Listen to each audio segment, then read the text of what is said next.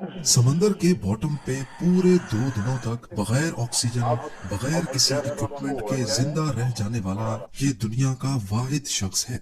क्या किस्मत इस पर मेहरबान थी या मौत इसको ढूंढ ही नहीं पाई। नाजरीन, इस बात में तो कोई शक नहीं कि समंदर बहुत ही खौफनाक होते हैं, लेकिन ये खौफ तब मजीद बढ़ जाता है जब हम ओशन के अंदर जाते हैं।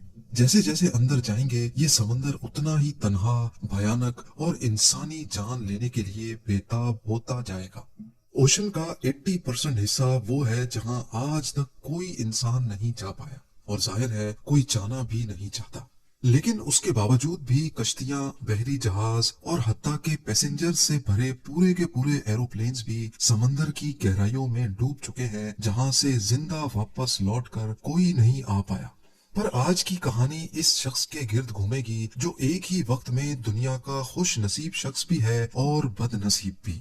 नाइजीरिया से ताल्लुक रखने वाला हैरिसन और जेग्बा ओकेन नामी ये शख्स एक टग बोट पर बावर्ची की जॉब करता था। 26 मई 2013 को टग बोट 12 क्रू मेंबर्स के साथ गल्फ ऑफ गिनी में एक ऑयल टैंकर की मदद करने के लिए रवाना होती है, जिसमें हैरिसन भी मौजूद था। नाइजीरिया के साहिल से 32 किलोमीटर दूर गल्फ ऑफ गिनी में बताई गई लोकेशन पे एक ऑयल टैंकर फंस चुका था। ये टग बोट ऑपरेटर्स के लिए एक रूटीन जॉब होती है, क्योंकि इनका काम ही शिप्स को टो करना या उनको कम पानी से निकालने का होता है। पर आज का दिन इनके लिए किसी भी तरह से नॉर्मल नहीं था। इस वक्त सुबह के 4:30 बज रहे थे और मामूल के मुताबिक उन्होंने ऑयल टैंकर को रस्सों की मदद से टो करना शुरू किया। अभी वो आगे बढ़ते कि अचानक समंदर में से एक बहुत बड़ी खौफनाक लहर उठी और टग बोट पर आ गिरी। इसकी वजह से टग बोट पर जोर का प्रेशर पड़ा और वो फ्लिप हो गई, उल्टी हो गई।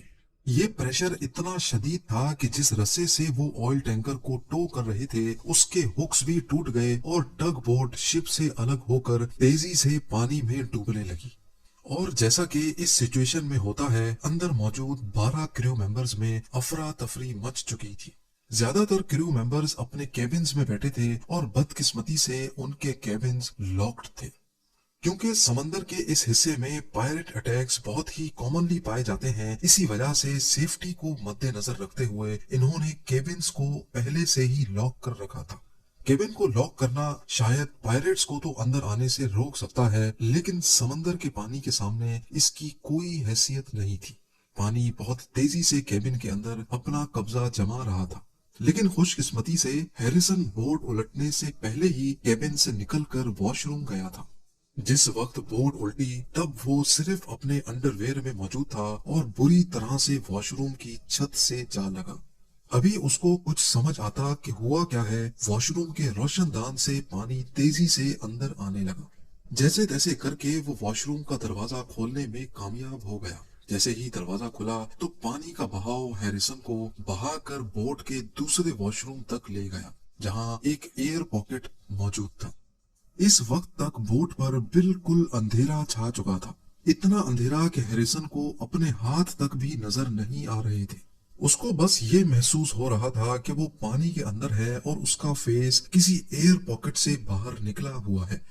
इतने में टग बोट समंदर के बॉटम पे जा लगी और एक झटके के साथ ही खामोशी सी छा गई।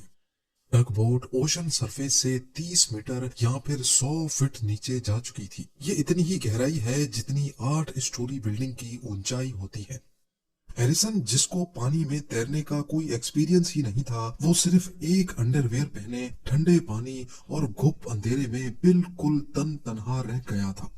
उसको मालूम था कि उसके बचने का चांस ना होने के बराबर है, क्योंकि जिस एयर पॉकेट में वो सांस ले रहा था वो किसी भी वक्त पानी से भर सकता था।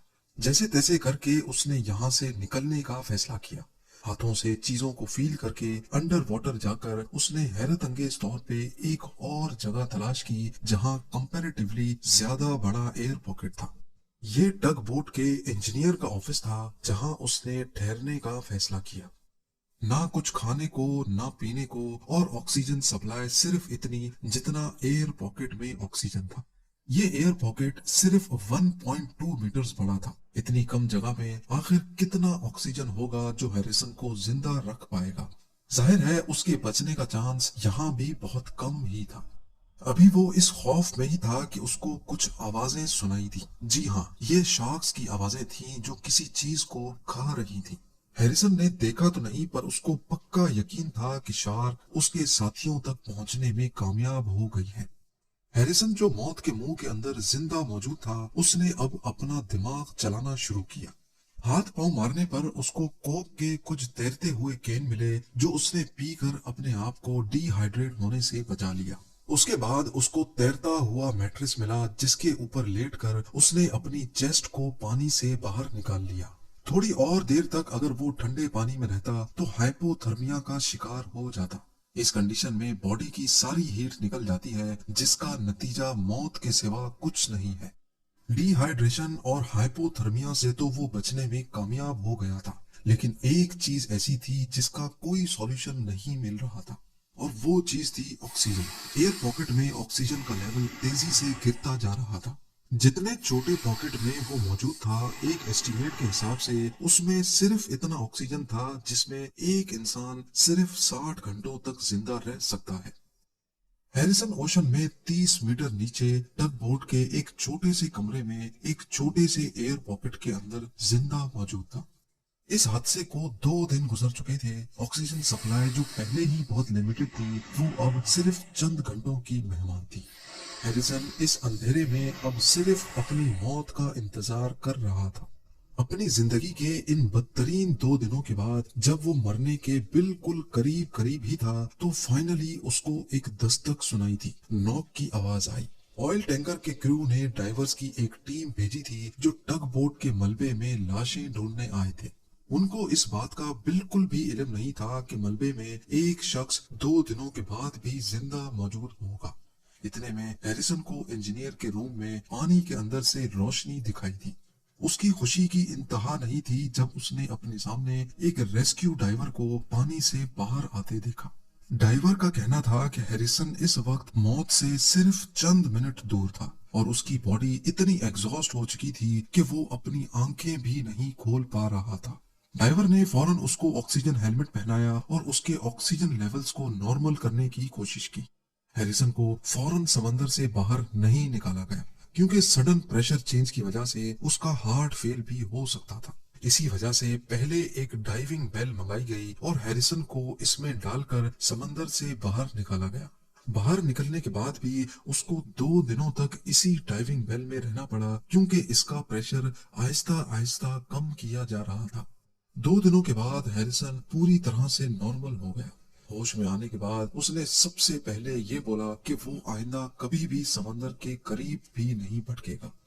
हैरिसन और जैकबा ओकेन किसी भी डाइविंग इक्विपमेंट के बगैर समंदर के बॉटम पे सबसे ज्यादा वक्त गुजारने और फिर जिंदा वापस बाहर निकलने वाला दुनिया का पहला और शायद आखिरी शख्स है।